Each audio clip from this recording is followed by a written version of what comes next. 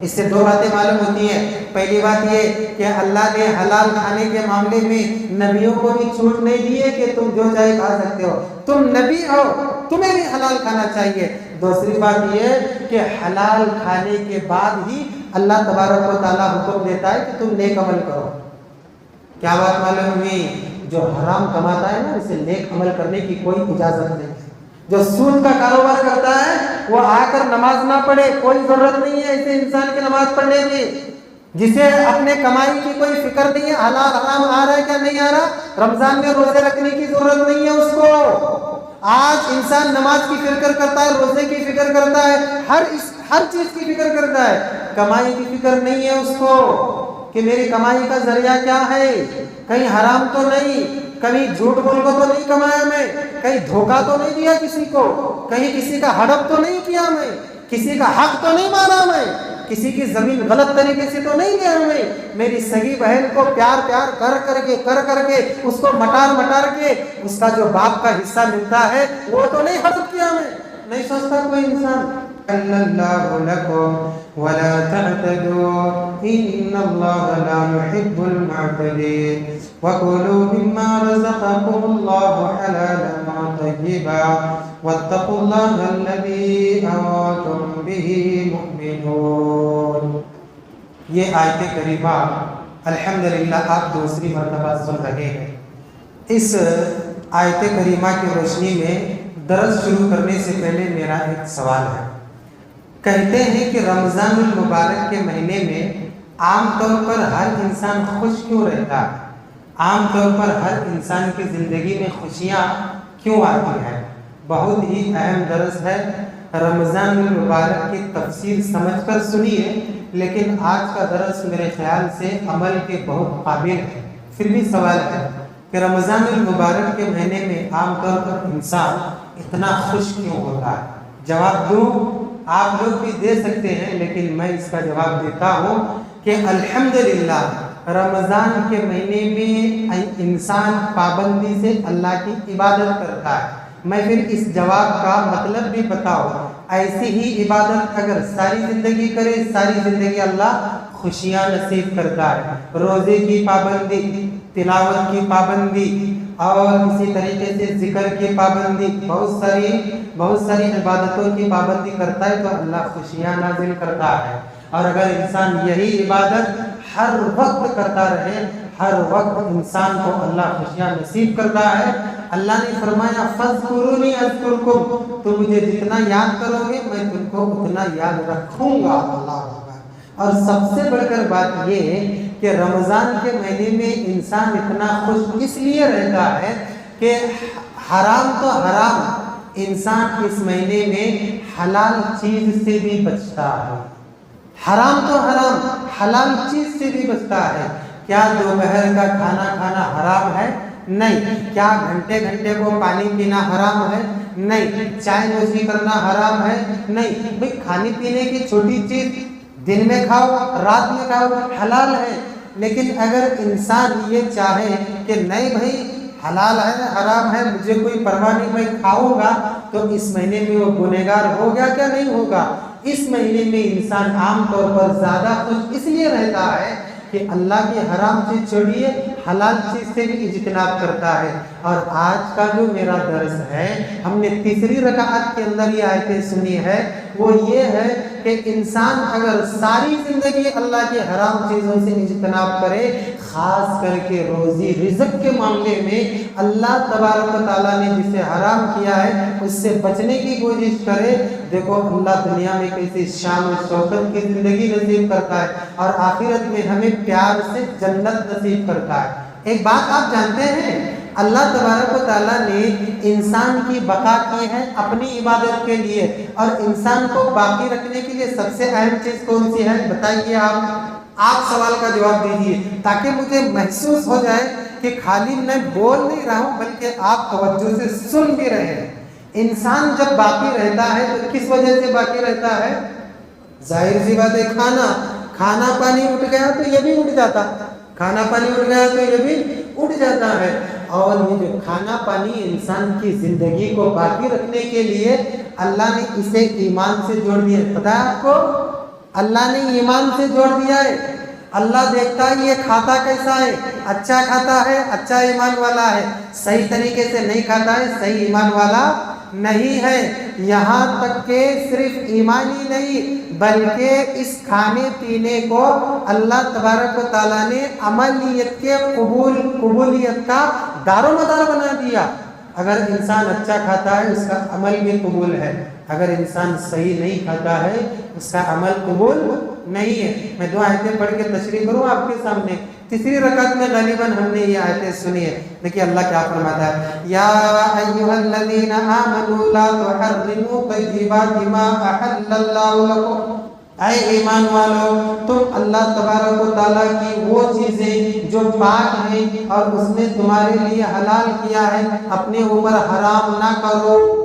ولا تعتدوا, اور حد سے آگے نہ بڑھو. ان اللہ لا يحب المعتدین, کیونکہ اللہ حد سے آگے بڑھنے والوں کو پسند نہیں کرتا ہے. یہاں کیا ہے آیت میں, اللہ نے کیا فرمایا, اے ایمان والو تم اللہ کی حلال چیز کو حرام مت کرو. دوسری آیت میں حرام چیز کو حلال کر کے نہ اپناؤ. پہلی آیت میں ہے کہ حلال کو حرام مت کرو. اچھا, حلال کو حرام کرنے کا کیا مطلب ہو سکتا ہے؟ درس لمبا نہ ہو جائے. ایک مثال میں رمضان کے حساب سے دے دوں, سحری کرنا برکت ہے, لیکن بعض لوگ جہالت کی وجہ سے میں بہت ثواب ملتا پکا روزہ رکھ کے دیکھنا چاہیے یہ سوچ کر سحری بھی نہیں کرتے اور افطار میں بھی آدھا گھنٹہ لیٹ کرتے اور پانی سے افطار کر کے یوں سمجھتے اپنے آپ کو زیادہ تکلیف میں مبتلا کر کے کہ زیادہ ثواب ملے گا. نہیں, ایک حلال چیز کو حرام کر رہے آپ. اور ہمارے معاشرے میں حیدرآباد میں تو بہت ہے یہ مسئلہ کہ صوفی لوگ شادی نہیں کرتے, یہ سمجھتے نہیں شادی کرے تو رکاوٹ, اللہ کی صحیح عبادت نہیں کر سکتے. حلال کو حرام کر رہے گا. اللہ نے مرد کو عورت کے لیے, عورت کو مرد کے لیے حلال کیا ہے. وہ محبت والے لیے حلال ہے, شادی کے ذریعے حلال کیا ہے. کہیں ایسا نہ سمجھے, ذرا سننے میں اگر کچھ مسٹیک ہو جائے, زندگی مسٹیک ہو جاتی ہے, حرام میں انسان پڑ جاتا ہے. تو اس طریقے سے اللہ کے حلال کو حرام مت کرو. 3 صحابہ ہے تو اس میں سے ایک صحابی نے کیا کہا, میں آج کے بعد شادی ہی نہیں کروں گا.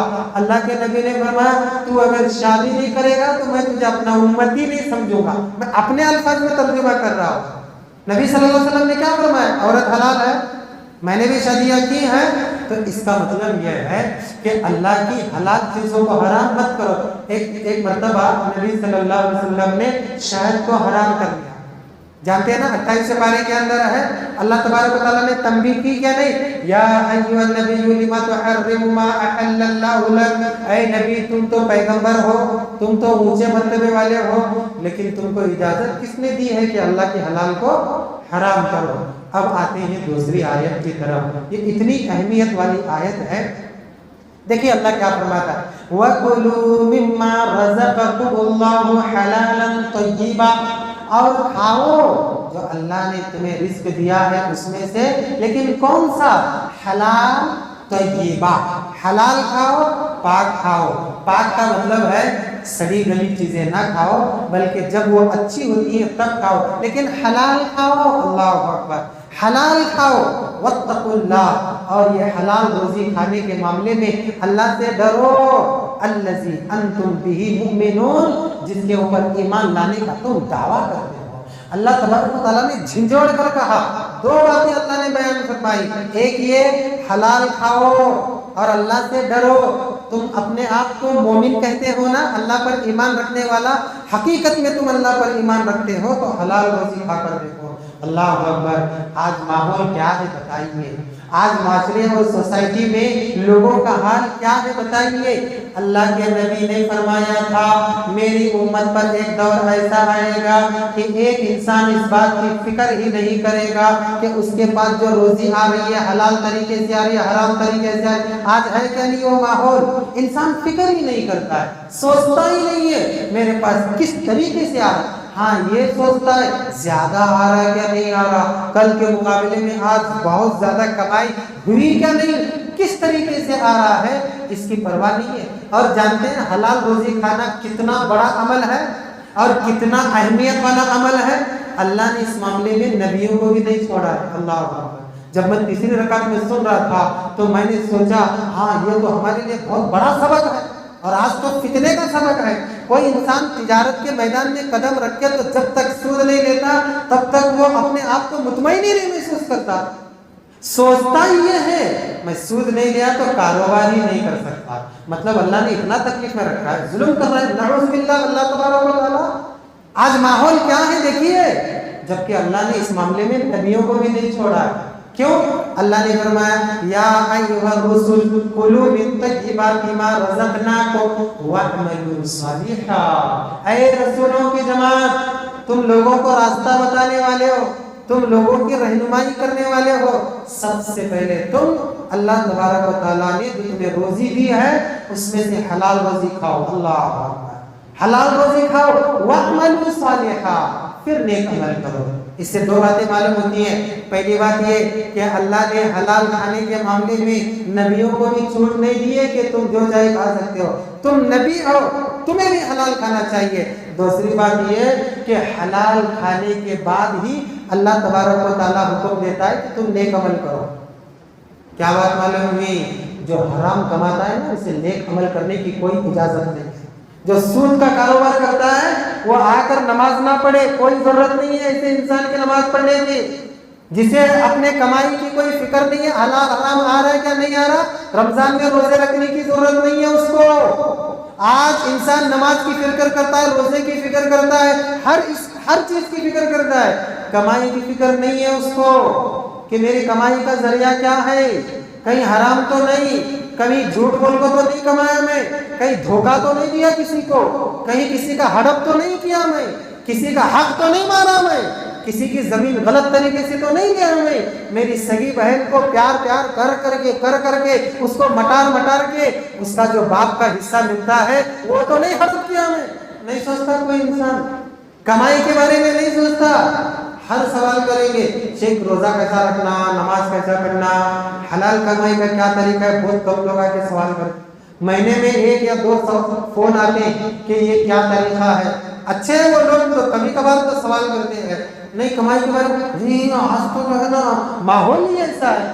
تو ماحول پورا جہنم میں جانے والا ہے, تو ہم بھی جائیں گے کیا؟ ماحول پوری بستی چل رہی, میرا خالی ایک گھر بس رہا, بھائی کوئی آج یہاں بھی لا کر ڈال دو. کوئی بولے گا کیا, بارڈر لگائے گا, چلو اچھا وہ میرا گھر بچ گیا ہے, بچنے دو اس کو. پوری بستی چل رہی نا, میرا بھی چلنا چاہیے, لاؤ ذرا ادھر بھی ڈال دو. کوئی بولے گا کیا؟ نہیں بولے گا. پھر حرام کمائی کے بارے میں ایسا کیوں؟ جانتے ہیں حرام کمائی سے بچنا کیوں ضروری ہے؟ صرف اس لیے کہ حرام کمائی کمانے والا اللہ تبارک و تعالیٰ اس کی کوئی پرواہ نہیں کرتا اور اس کے کسی عمل کو قبول نہیں کرتا. اللہ اکبر. ایک مرتبہ اللہ کے نبی نے فرمایا کہ ایک آدمی سفر پر جا رہا تھا. دوران سفر اس کو بھوک لگی, پیاس لگی, تکلیف محسوس ہوئی, اس کے بال پرا گندا ہیں اور اس کے کپڑے مٹی میں لتپت ہو گئے ہیں, بہت پریشان ہے, بہت پریشان. اب دعا ہی اس کو بچا سکتی ہے. اچانک ہاتھ اٹھا کر دعا کرتا ہے, اے اللہ میرے حال پر رحم فرما, اے اللہ میرے حال پر رحم فرما. سب سے اہم عبادت کیا ہے, سب سے افضل عبادت کون سی ہے؟ دعا ہے نا. ابھی ہم نماز پڑھے کیا نہیں پڑھے؟ تراویح کی نماز میں زیادہ کیا ہوا؟ تشہد میں دعا ہوئی نا. اچھا وتر کی نماز پڑھے اللہم اہدنا فیمن ہدیت, ویسے اللہم اہدنی بولنا چاہیے, میں اس پر بھی آنے والا ہوں انشاءاللہ. کیا اس میں کیا ہے؟ دعا ہی ہے نا. سب سے اہم عبادت دعا ہے. صبح سے لے کر شام تک, رات سے لے کر صبح تک, مال سے لے کر بدنی عبادت, زبان سے لے کر دل کی عبادت, تمام عبادتوں میں آپ دیکھیے اگر دعا نکل گئی تو عبادت نہیں رہتی ہے. اور یہاں وہی دیکھیے کیا مسئلہ ہو رہا ہے. اللہ کے نبی نے فرمایا یہ آدمی ہاتھ اٹھا کر کہتا ہے اے اللہ میرے حال پر رحم فرما, اے اللہ میرے حال پر رحم فرما. اللہ اس کے حال پر رحم ہی نہیں فرماتا.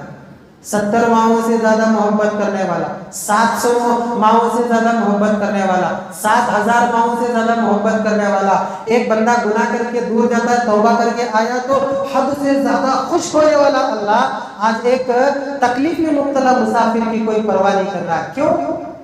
صحابہ نے پوچھا کیوں؟